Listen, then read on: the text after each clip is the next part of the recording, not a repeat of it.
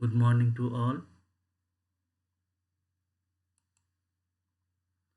And now in this session, we will cover Module 3 of Material Science, and the session is 2. So in this session, the first topic that we will go to discuss is continuous cooling transformations. Continuous cooling transformations. So what happens in the case of TTT diagrams?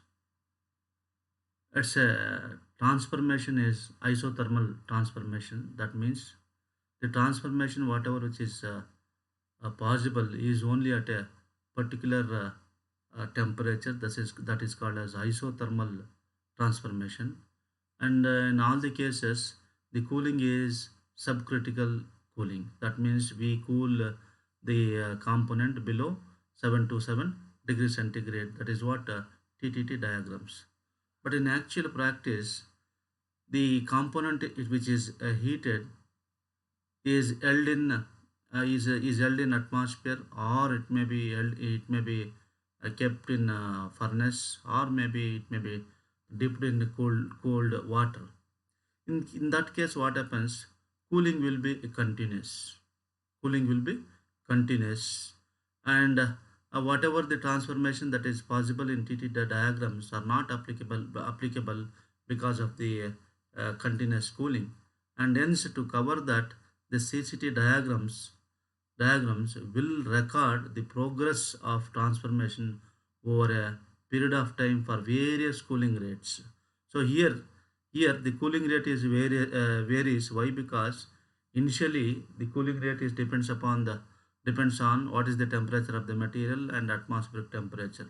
Once you dip into the cooling media, the cooling rate goes on changes or goes on decreases. That has been recorded by the continuous cooling uh, transformations transformations.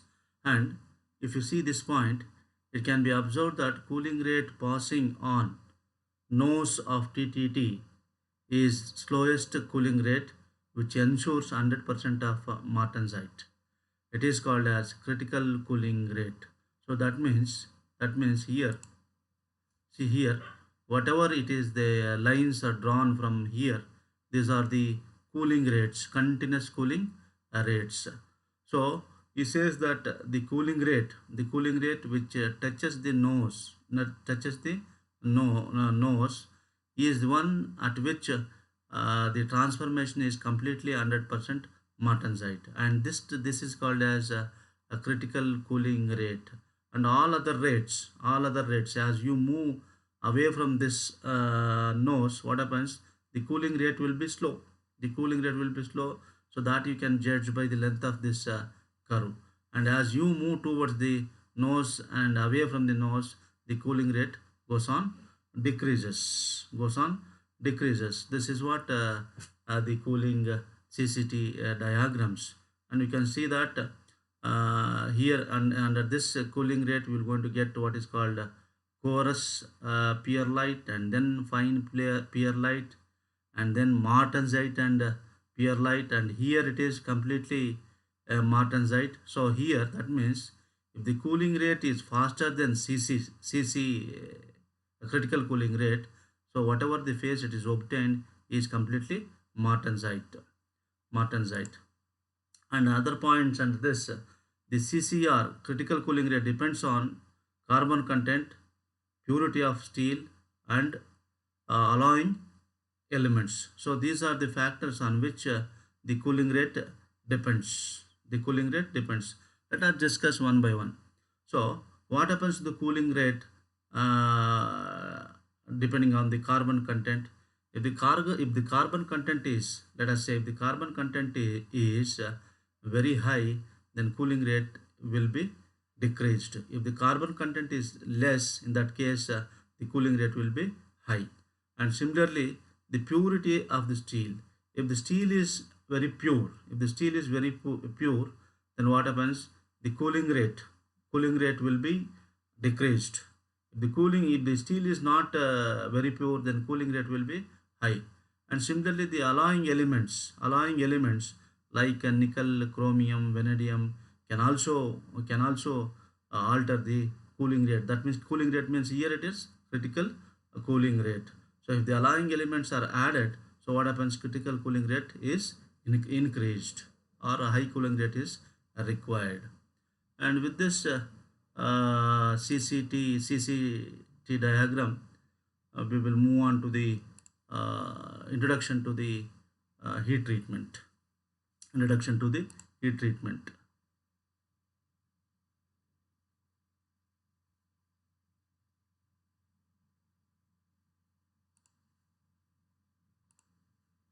So let us have a look at here. Here we have got the structure of the material, and the structure of the material is contributed by the composition, solidification, and heat treatment. So composition means here let us take a steel as example. So in the steel, the various composition along with the iron are carbon and alloying elements. So if you vary the alloying element, definitely it will contribute to the definite structure. And coming to the solidification here, solidification means it is pertaining to the rate of cooling. It is pertaining to the rate of cooling, and rate of cooling depends upon the type of mold material, and then pouring temperature pouring temperature, and then whether it is a sand casting or metal casting, all will contribute to the structure. And then coming to the heat treatment can be heat treatment can be a whole heat treatment or a surface heat treatment. For example, if you give a heat treatment like annealing, the metal will become soft, and if you give a treatment like hardening, the metal will become very hard. So same metal can be very soft or very hard depending upon the heat treatment. All these three can contribute to what you call as the crystal structure. Once you have got a definite type of crystal structure, then what happens? So it will give a particular or a definite type of properties. Once you have got a better properties, naturally what happens? The performance will be improved. So this is what the heat treatment. This we can take it as a introduction to heat treatment. So under the introduction to heat treatment, what he will say, practically anything can be manufactured without heat treatment. Anything can be manufactured without heat treatment. A process in which metal is heated and cooled under tight controls to improve the properties, performance, and durability. Another point is heat treatment can be soften metal to improve formability. So that means if you make the metal very soft, then its formability can be increased, so that any complicated shape can be given to the material. This is very much true in the case of sheet metal. It can make parts harder to improve the strength. So if you increase the hardness, strength improves. It can put the harder surface on relatively softer components to increase the abrasion resistance. So that means in this case, what happens? The outer surface will be very hard, and inner surface will be very soft. So that if the because of the outer harder surface, it can resist wear, and because of the softer core, it can absorb impact loads. It can create a corrosive resistant skin to protect the parts that would be otherwise corrode. So it protects the surface of the metal from the attack of atmospheric oxygen, and it can uh, toughen toughen the brittle products. We will know that brittle products will be broke very easily. So that if you increase the toughness, so that the chances of failure can be decreased. And heat treated parts are essential to the operations of automobiles, aircraft, spacecraft, heavy equipments of every kind, saws, cutting tools, bearings, gears, axles, fasteners, cam and camshaft, and all depends on the heat treatments. So whatever the component we have said, so the performance of those components are very very important. They depend greatly on the heat treatment. If the heat treatment is correct, then the performance or operations will be good. Otherwise, they fail in the executing their duties. So on the next slide is the same, the objectives of the heat treatment. We will see one by one what are the various objectives, why we have to give heat treatment to the metals. And that very first one is to improve mechanical properties such as tensile strength, impact, resistance, ductility, etc. in the metals. So if you increase the tensile strength, what happens? UTS, ultimate tensile strength increases, and the strength of the metal will be more so that it can withstand high stresses. Similarly, impact resistance. There are certain materials they have very low impact strength, or the resistance is very less, so that if by some treatment the impact resistance of such material is improved, definitely the life of the component can be increased. And the other one is ductility. It is very very important, and you know what you mean by ductility. That is ductility is the property of the material by virtue of which it can be drawn into thin wires. This property is very very important in the operation like wire drawing, and then sheet metal bending, forming. This all in this process, the ductility is very very important. If the metal do not have a proper ductility, or the sufficient quantity of ductility, then what happens? It will go failure, or it may give cracks to the components. And the other one is to increase the resistance of the metal to wear, heat, and corrosion. As I said, the piston is the best example for this thing. So metal, the outer surface should be very hard, and we know that piston is subjected to a lot of heat, and then the corrosion because of the burnt gases emissions will attack the piston in with respect to the corrosion.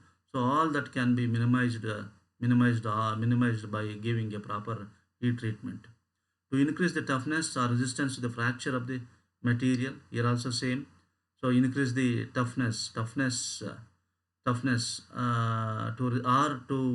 resist the fracture of the material. So here toughness means we have to take the ability of the material to undergo enormous deformation before failure.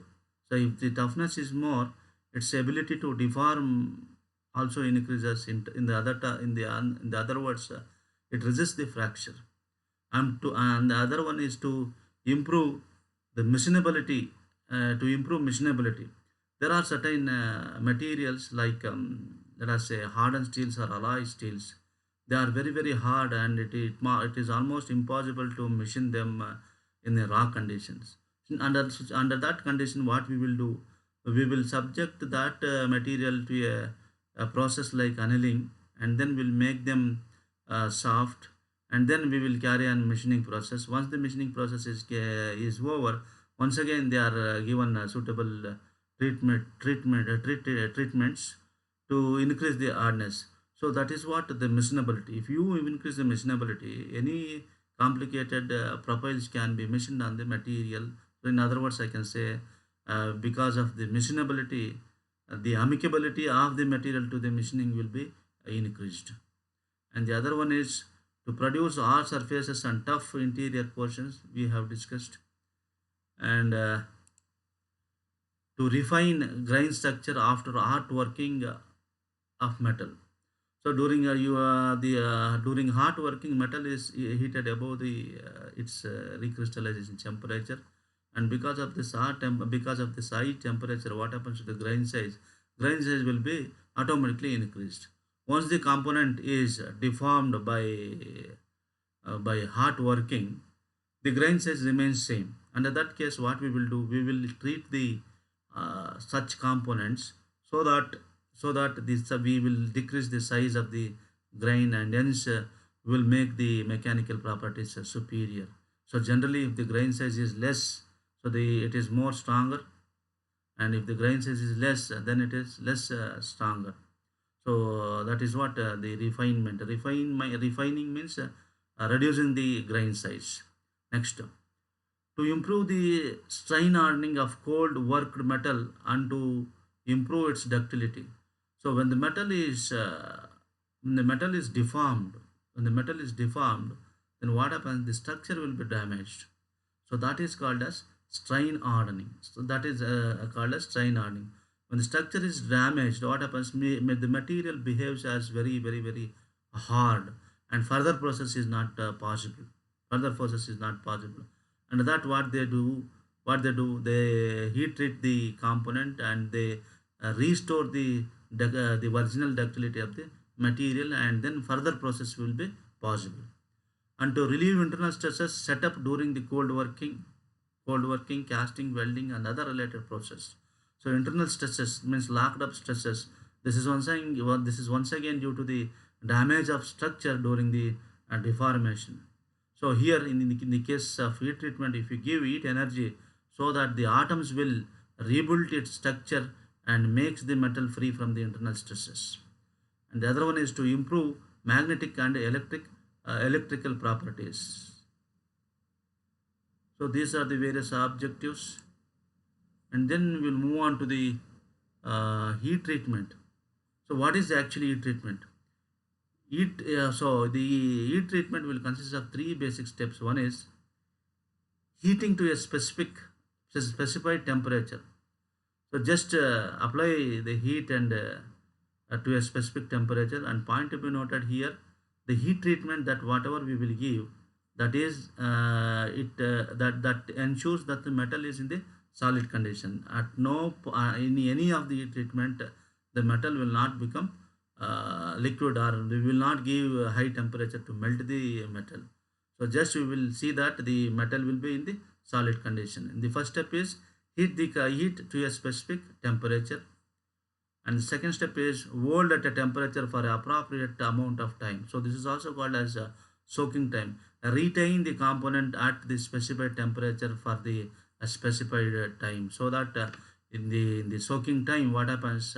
We will provide enough time and energy for the material or atoms to rebuild the structure. And then cooling according to the prescribed method and rate.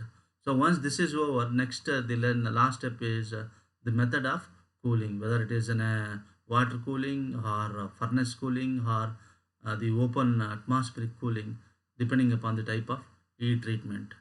So these are the three basic steps involved in the heat treatment. And next, we will move on to the other important phenomena that take place in the heat treatment, are recovery, recrystallization, and grain growth. When we subject the metal to the heat treatment, these are the various things that happens inside the material. And first, that means at moderately high temperature, what is called as this recovery will going to take place. What is meant by recovery means, during a deformation, as I said, the structure will be damaged. If you give heat energy, then what happens? The metal atoms will absorb the heat energy, and they try to join the structure. They try to join the structure, so that they try to rebuild the structure. That is what is called as a recovery. That is what is called as recovery. In the recovery, what happens is that number of dislocation decreases, and number of and then what you call the point defects, density of the point defect also decreases. That means the metal try to move to its original state and condition. In this process, what happens? The internal stresses decreases considerably. Why? Because once the damaged structure tries to gain its original shape, naturally whatever the locked up stresses will be reduced to a great extent, and there will not be any much differences in hardness and strength. And of course, to some extent, the ductility is also improved. And the other phenomena is called as recrystallization. So if you continue the heat supply with a higher temperature, then what happens? So whatever the structure that is there, which is strained structure, once you supply energy, then the metal will try to build up its own new structure or the grain, so that that grain is free from the internal stresses. You can observe that internal stresses is almost zero here, and that is what is called as recrystallization. Recrystallization can also be called as formation of new grains with no stresses. So once you apply energy to the atoms, what happens? The atoms will try to construct its once again the new structure. Under that condition, what happens? The internal stresses will become zero or decreases, and the one more important point is that there is an appreciable improvement in the ductility, and then the hardness and strength decreases. The important point here noted is that always the ductility increases at the cost of hardness and strength. Similarly, the hardness and strength also increases at the cost of the ductility. If one is increased, other will be decreased. And then other phenomena is grain growth. Once if the heat supply is continued, and of course with a higher temperature, then what happens? All the atoms which gains the energy will try to join the new structure, and results in the formation of a better grain size where the ductility is very high, and of course there will not be any appreciable decrease in the hardness and the strength. So these are the things that happens in the heat treatment process when heat is applied to the material.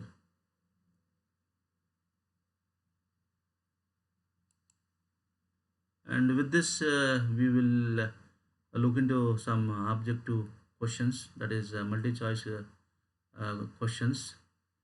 So in this, the first question is: Martensite is formed at above or below critical cooling rate.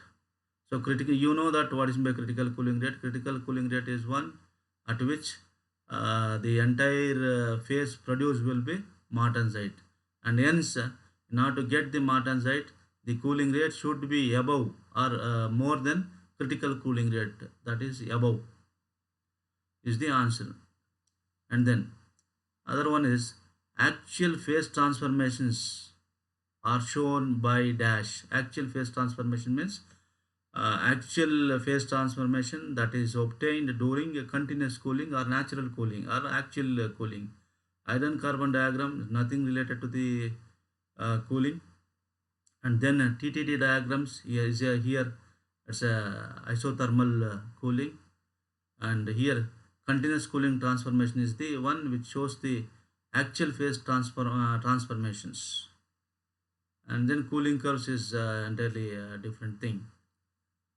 And then other one is effect of recovery on ductility. What happens to ductility during a recovery? Is it increases, decreases, either increases or decreases, or remains same? So just to answer this, let us look into this. It says that recovery. So what happens to the ductility in the recovery? It is increases. It is increases. So during the recovery, ductility increases.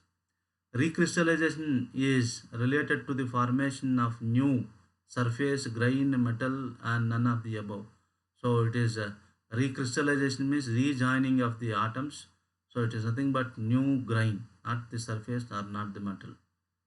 And then the other one is heat treatment consists of which of the following cycles?